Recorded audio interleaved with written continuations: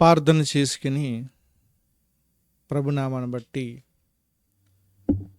ఆ విలువైన మాటలు మనము చూస్తూ ముందుకు వెళ్దాం. ప్రార్థన. నాతోటి మీరందరూ ఏకీభవించండి. మమ్మల్ని మిక్కిలిగా ప్రేమించిన మా పరలోక తండ్రి, నీ ఘనమైన శ్రేష్టమైన నామను బట్టి నేను స్తుతిస్తున్నాను, గణపరుస్తున్నాను, మహిమపరుస్తున్నాను. ఈ కొరింథీయులకు రాసిన మొదటి పత్రిక 9వ అధ్యాయంలో ఉన్న మీ విలువైన మాటలు మాకు ఆత్మ సహాయాన్ని ఇచ్చి నన్ను మరుగుపరిచి మీ వాక్యాన్ని ప్రభు మాకందరికీ కూడా తేటతెల్లగా అర్థమయ్యేలాగా మాకు తెలియపరుస్తామని, ఆ వాక్యాన్ని విని మేము విడిచిపెట్టువారుగా కాకోకుండా మీ ప్రకారంగా జీవించుకుని ఆటి కృప మా అందరికీ కూడా దయచేస్తామని, నడిపిస్తామని, కొనసాగిస్తామని, కృప చూపుతామని యేసు పరిశుద్ధమైన నామను బట్టి అడుగుచున్నాను నా పరమ తండ్రి, ఆమెన్. ఈ కొరింథీయులకు రాసిన మొదటి పత్రిక 9వ అధ్యాయంలో 3వ భాగం, ఇది 3వ పార్టు. ఇందులో 19వ వచనం నుంచి నేను మీకు కొన్ని మాటలు చెప్పాలని ఆశ కలిగి ఉన్నాను. ఆ విలువైన మాటలకి మనం అందరం కూడా మంచి ఆసక్తి చూపించాలి. ఎప్పుడైతే ఈ ఆసక్తి మనం చూపిస్తామో అప్పుడు ఆయన యొక్క మాటలు బట్టి మనం అందరం కూడా మంచి ఆలోచన కలిగి ఉంటాం. కాబట్టి ఈ పత్రికలో 9వ అధ్యాయంలో 4 భాగాలుగా మనం ఎడగొట్టుకున్నాం. మొదటి 2 భాగాలు అయిపోయి 16 వచనం వరకు, 17 నుంచి 19 వరకు కూడా 3వ భాగంలో 3వ పార్టు నేను మాట్లాడాను ముందు వీడియోలో. ఈ 3వ భాగంలోనే పార్ట్ బి మాట్లాడుకుందాం. 19వ వచనము మనందరికీ కూడా అర్థమైనట్టు ఉంటుంది, కానీ అది అర్థం చేసుకుంటే చాలా కష్టం. 19వ వచనం చదువుతున్నాను. నేను అందరి విషయము స్వతంత్రుడై ఉన్నాను. అపోస్తలుడైన పౌలు గారు మాట్లాడుతున్నారు. ఎక్కువ మందిని సంపాదించుకున్నటకై అందరికీ నన్ను నేనే దాసునుగా చేసుకుంటుని. యూదులను సంపాదించుకున్నటకు యూదులకు యూదుని వలె ఉంటిని.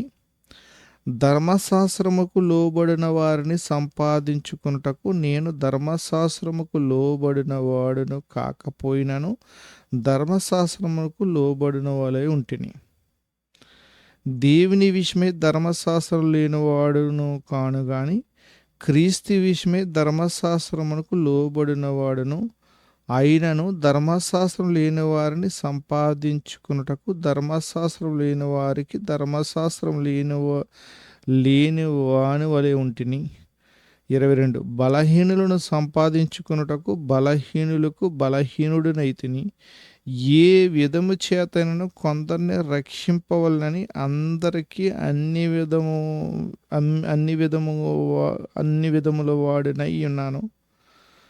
నేను సువార్తలో వారితో పాల్గొనగటకై దాని కొరకే సమస్తము చేయుచున్నాను. ఎలా ఉన్నారంట ఆయన? యూదుల ప్రకారంగా ఉన్నారంట. ధర్మశాస్త్రం ఆచరించే వాళ్ళని ధర్మశాస్త్రం ఆచరించే ప్రకారంగా ఆయన సువార్త చెప్తున్నాడు. అంటే మీరు అర్థం చేసుకోవచ్చింది ఏంటంటే, శాంతి సమాధానంతో చెప్పటం ప్రభు మనకు నేర్పించారు. ఆయన శాంతిమూర్తి, సమాధానకర్త, నిత్యుడగు తండ్రి. ఆయన యేసుప్రభు గారికి పేర్లు. ఆయన ఏదైతే మనకు చూపించారో అదే మాదిరి మనం చూపించాలి. అందుకనే పేతురు రాసిన మొదటి పత్రిక మీరు వెళ్ళినట్లయితే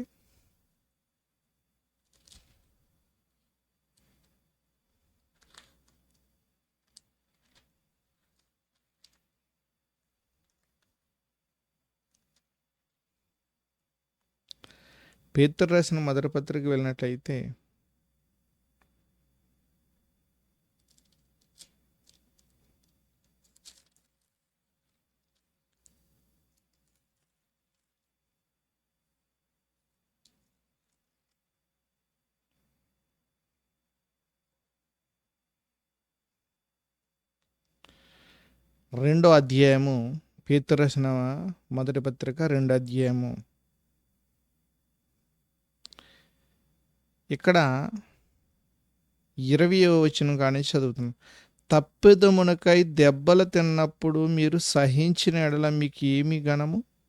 మేలు చేసి బాధపడినప్పుడు మీరు సహించిన ఎడల అది దేవునికి హితమగును.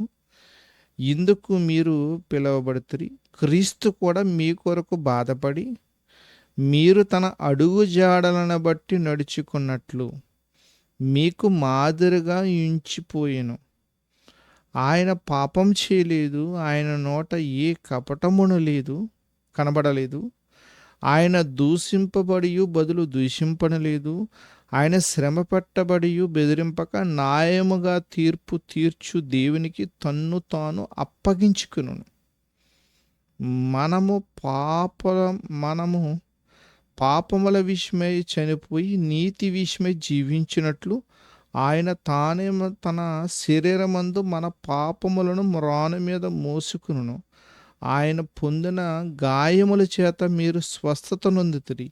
మీరు గొర్రెవలే దారి తప్పిపోతురు, కానీ ఇప్పుడు మీ ఆత్మల కాపరియు అధ్యక్షుడైన ఆయన వైపుకు మళ్ళీ ఉన్నారు. అంటేనే ఏ వ్యక్తినైనా నువ్వు సంపాదించుకుంటాకి వెళ్ళగొట్టుకోకూడదు. ద్వేషముతో, అసూయతో, కలహముతో కాదు సువార్త. శాంతి సమాధానముతో ఉంది.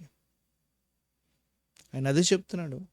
యూదుని వలె ఆయన సంపాదించుకున్నాడంట. ధర్మశాస్త్రం లోబడిన వాడిని ధర్మశాస్త్రం వలె సంపాదించుకున్నాడంట. బలహీనుల ప్రకారంగా ఆయన సంపాదించుకున్న ఏ విధం చేత అయినా సరే వాళ్ళు నేను ఆ రక్షణ కృపలో పాలి భాగస్థులమై ఉండాలని ఆయన అలా సంపాదించుకున్నాడంట అపొస్తలుడైన పౌలు గారు. మరి నీవు కూడా అలా సంపాదించుకో. శాంతి సమాధానంతో వెళ్ళిపో.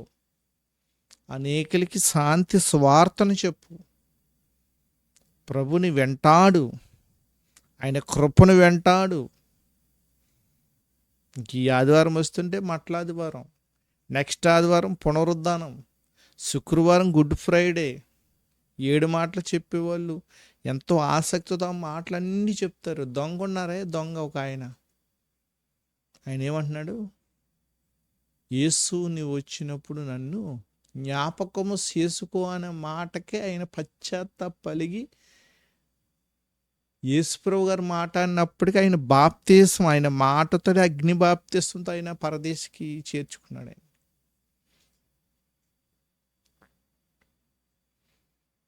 పశ్చాత్తాపం మనసులో కలగాలండి. మనస్సు, మనస్సాక్షి ఈ రెండు కూడా దేవుని యందు ఒకటి నీ లోపల మనస్సాక్షి తప్పు చేయకు అంటది. నువ్వేమో తప్పు చేస్తావు.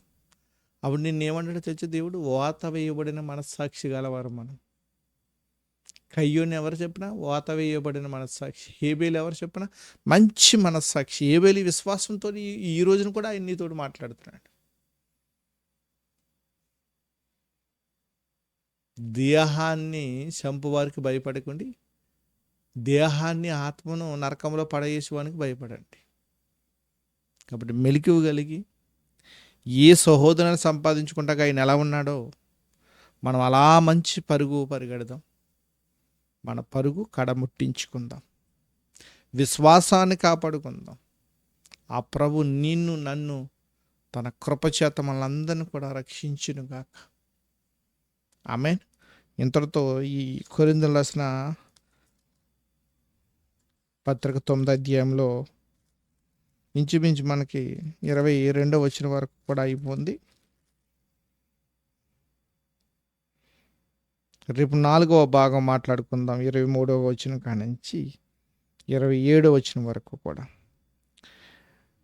17 కానించి 19 వరకు కూడా పార్ట్ 3 మాట్లాడాను. 19 నుంచి 22 వరకు కూడా పార్ట్ 3లో బి మాట్లాడాను. ఈ రెండు కూడా ఒక భాగానికే మనం చెందుతాయి. అలాగా ప్రభు నామాన్ని బట్టి మనం ముందుకు వెళుతూ ప్రభు నామాన్ని బట్టి మనం అంతకంతకు అభివృద్ధి కలుగుతాం. అట్టి కృప దేవుడు మనందరికీ కూడా ఇచ్చునుగాక. ఆమేన్. Thank you all.